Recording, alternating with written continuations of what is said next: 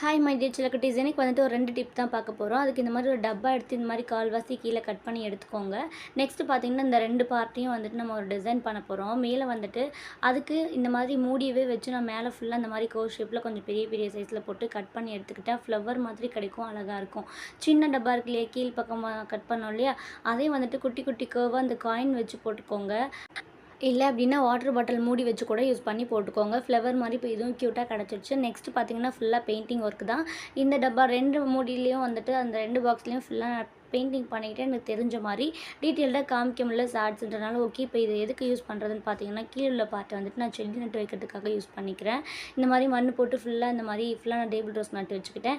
இதை நீங்கள் வந்துட்டு 2 சைடு ஹோல்ஸ் போட்டு கயிறு கட்டி நீங்கள் தொங்க விட்டுக்கலாம், இல்லை ஓரமாக இப்படி வைக்கிறதா இருந்தாலும் வச்சுக்கலாம்.